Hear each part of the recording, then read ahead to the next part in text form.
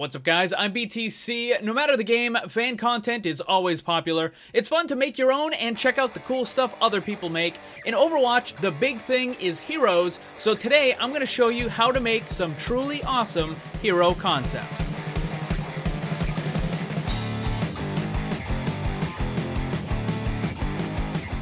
This whole thing started a couple months ago when I was talking about Blizzard adding new characters to the game, and I decided to make a hero concept for an evil Omnic called Ares. The video was hugely popular, and I had a lot of fun making the characters, so I decided to make more. I've released 6 in total right now, and I've got a whole bunch more in the works and some really awesome bonus stuff as well that I think you guys are really gonna love.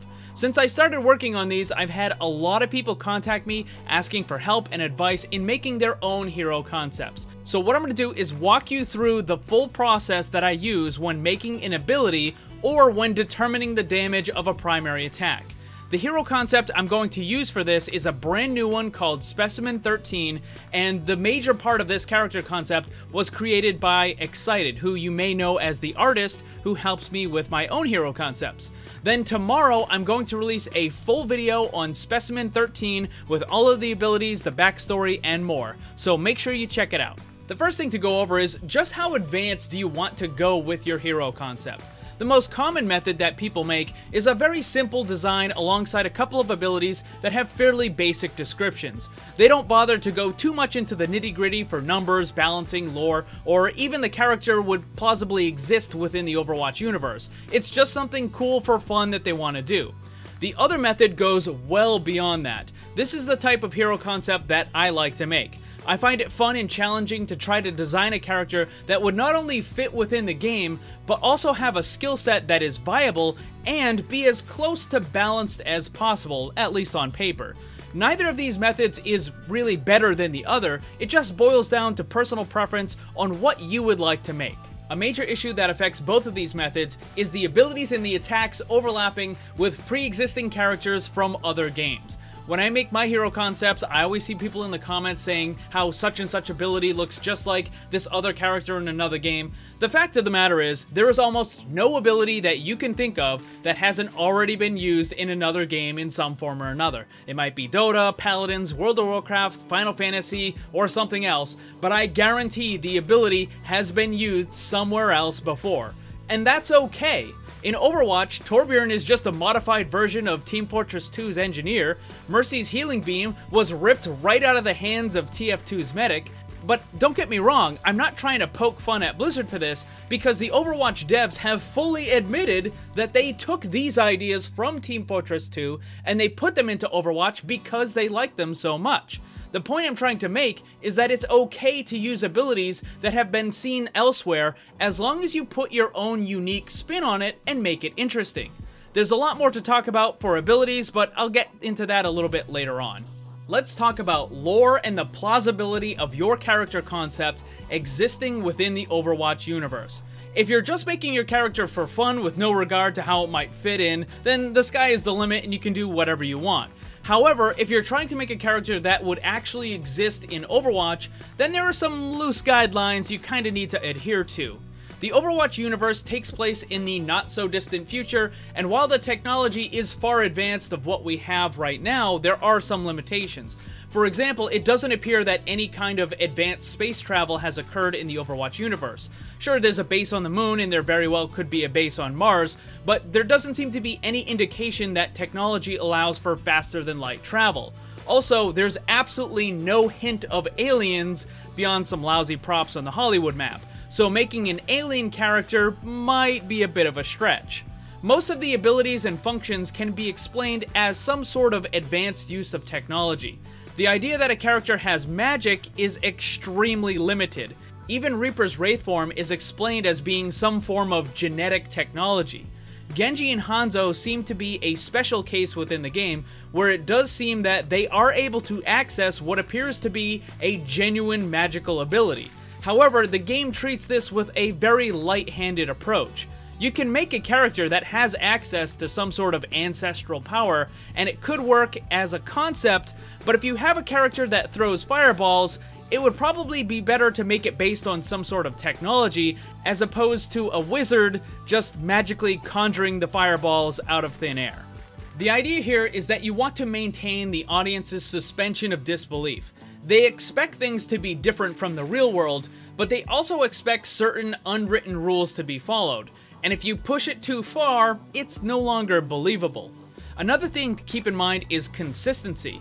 So far as we know, the only organization in the world that uses hard light technology is Vishkar. So if you design a character that uses hard light, then that character either needs to work for Vishkar, or you need to explain how they got that tech. When constructing the backstory of your character, there's a few things that you need to figure out. Those are going to be, where does your character come from? What is it that he wants? What is he doing to try to achieve that? And where is he now? You don't have to explain all of that to the audience, but you as the creator need to know what that stuff is in order to create a more believable character backstory. But let's head back to those abilities, because arguably it's the most important aspect of a hero concept. There's a methodology that's used quite a bit by game developers, but it was started with trading card games like Magic the Gathering. The idea is simple. Every card, or in Overwatch's case, every ability, has a container, and you can fill that container with a variety of different things. It can be damage, healing, buffs, debuffs, crowd control, and more. Each of these things has a certain weight or a size to it, thereby affecting how much of each thing can go inside the container. In Overwatch, negative effects like damage and crowd control take up a lot of space, and beneficial effects like healing and damage boost take up a lot less space. This means you can put more healing into an ability than you can put in damage. A great example of this is Moira's Biotic Orb. It's a 2-in-1 ability, same duration, same cooldown. The difference is that the damage version has a total of only 200 with a damage rate of 50 per second, while the healing version has a total of 300 with a healing rate of 75 per second.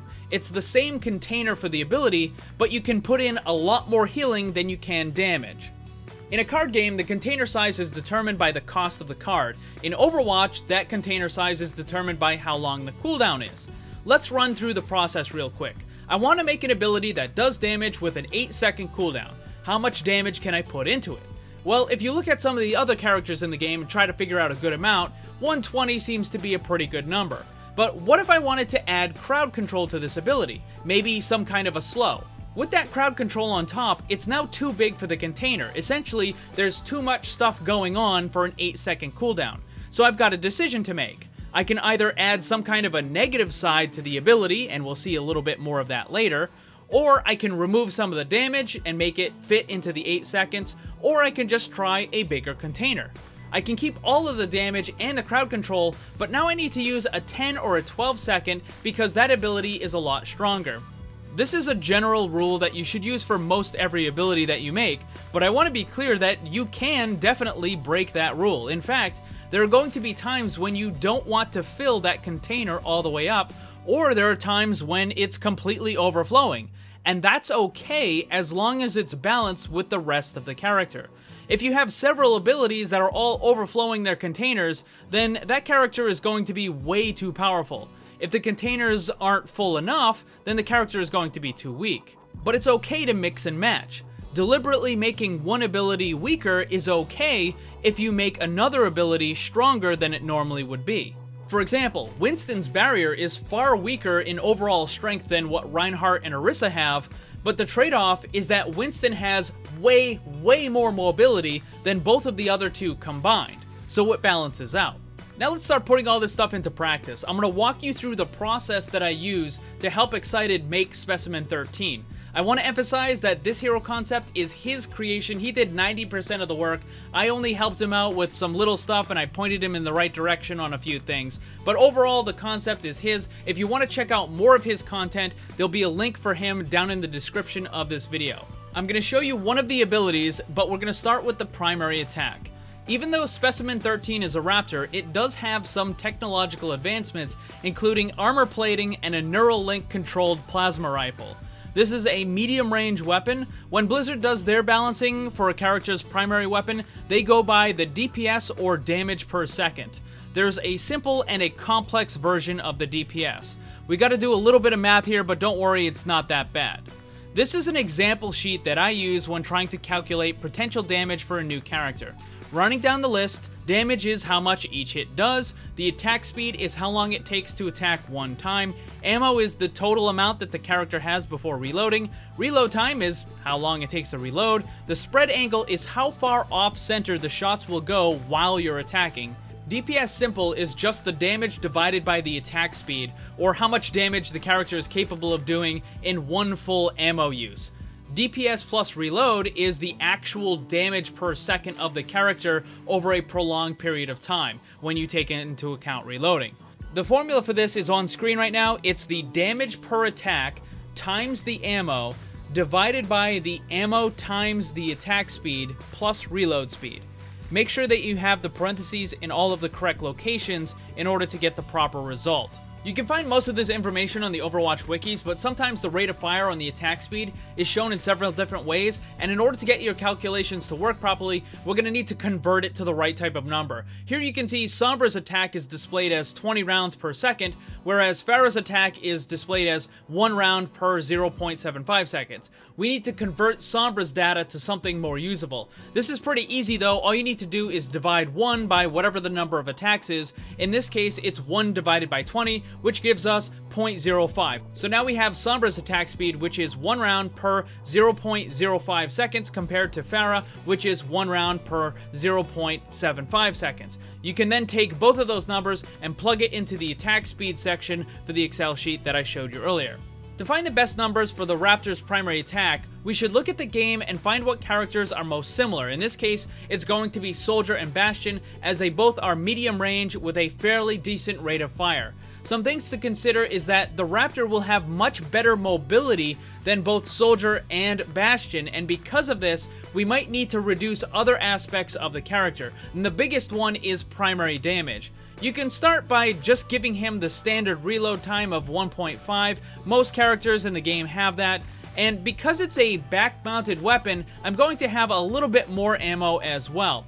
Since it's supposed to be using a highly sophisticated aiming system, I'm also going to put the spread angle somewhere in between Bastion and Soldier. Let's also make it fire a little bit slower. For the damage, let's just start by using the same number as the other two and see what it looks like. That's not bad, but for a mid-range hero with high mobility and low spread angle, it's probably too much damage. Let's drop it by 2. That seems more on the mark. Now let's design one of the abilities. I picked the one that's probably the most difficult to balance. It's called Pounce. Specimen 13 leaps towards an enemy, pinning them to the ground and dealing damage. Now, some of you might be thinking, hey, that sounds familiar, where have I seen that before? Probably from the Retribution event with the Talon Assassin who would jump down and pin one of the players. But remember when I said don't worry about copying abilities because somewhere someone else has already done it? Well, as it turns out, the Assassin from the Retribution event is itself copied from the Hunter in Left 4 Dead. So again, it doesn't matter if it's already been used. As long as you put your own spin on it and make it interesting, it's okay. Something that both the Hunter and the Assassin have in common is that other players can knock them off by using a quick melee. I'm going to use something a little bit similar, but not quite exact. Creating the Pounce ability is very difficult because you want it to last for a short amount of time, but if you make it a full-on stun, it would probably be way too powerful. The interesting thing is that it affects both players though. The enemy can't do anything because they're pinned to the ground, but the player on the Raptor can't do anything either because you're pinning the enemy to the ground. You're effectively disabling both players at the same time. It's almost like a self-sacrifice ability. Imagine a scenario where you think the enemy Zenyatta is going to use Transcendence. Using this ability would prevent that at the expense of taking yourself out of the fight as well. But as I said, I think a full stun would be far too powerful this kind of ability, so what other options are there? I think the best one would be to have it as an incapacitate. This is the same thing that Ana's Sleep Dart does. The Raptor could pounce and pin an enemy and continue to do damage over the next several seconds. However, taking any damage would cause the Raptor to get knocked off. I didn't want to go the full quick melee route, so I think any damage would be good enough. This makes the Raptor especially dangerous in a one-on-one situation though, because if there's no one around to help break the incapacitate, then you're just going to be locked there and the Raptor gets to keep doing damage. So let's start figuring out how long the duration should be, the cooldown, and the damage. We're going to use the sleep dart as a starting point because that's the most similar thing that's currently in the game. A major difference to keep in mind is that the Raptor is a damage character, whereas Ana is a support. This means you can lean a little bit more into the damage aspect of the ability, even if it's slightly overfilled that container that we talked about earlier. Other key differences is that the Sleep Dart is a projectile that can be used safely from any distance, whereas the Pounce ability requires you to be right up near the opponent, so you're in a lot more danger, not only when you're trying to use the ability, but after the Pounce successfully lands, you're completely vulnerable as you're locked into that attack for the duration or until someone hits you. For the duration of the Sleep Dart, it's 6 seconds, but seeing as you're going to be effectively incapacitating yourself along with the enemy, I don't think anyone wants to be locked out for that long. So I'm going to cut that in half and we'll just have it at 3 seconds for the duration. The cooldown doesn't need to be nearly as long for a few reasons. First, it requires you to be right next to the enemy, and second, it incapacitates you at the same time and it puts you in a significant amount of danger. For those reasons, I think an 8-second cooldown would work. The last part of this is the damage. This ability can be easily interrupted, which means the vast majority of the time it's not going to do full damage. In fact, it'll probably get broken almost immediately most of the time.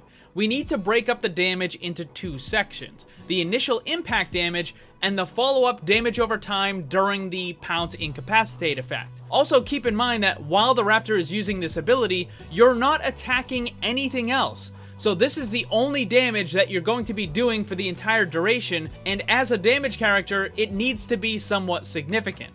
Now, I don't want the full damage of this ability to be able to kill a 200 health character, but I want it to be severe enough that it's a legitimate threat and that other enemies need to respond and knock the Raptor off quickly. So, impact damage is probably going to be 60, followed by 40 damage per second for those 3 seconds of the Incapacitate, which gives it a total of 180 damage. Assuming the Raptor gets knocked off fairly quickly most of the time, this means the average damage of the ability will probably be somewhere between 80 to 100. And that might seem a little bit low compared to something like Soldier's Helix Rocket, which does 120, but remember that Pounce also has a small amount of crowd control built into it, and because of that, the damage needs to be lower. It's also balanced out by the fact that the Raptor will almost certainly take damage when it gets broken and the enemy interrupts it, so that adds to it as well. I'll be honest, balancing an ability like this on paper is extraordinarily difficult. This is the sort of thing that absolutely requires in-game testing to see if it's too strong or too weak. Unfortunately, we can't do that, so we just have to make our best guess at what will work. Another important thing I want to talk about is the artwork for your hero concepts. You don't have to be an incredible artist to make a hero concept. Very simple drawings or even clip art cutouts will work perfectly fine in your hero concept. As long as people understand what it is that you're trying to show, then it works just fine. Don't feel like you need to have the most amazing artwork to go along with your hero concept, because it's just not required. Lastly, I'm going to be accepting your hero concepts and putting them into compilation videos for everyone to check out. I'll go over how that's going to work and what's required in tomorrow's video when I show you guys the full hero concept for the Raptor known as Specimen 13. So make sure you check it out.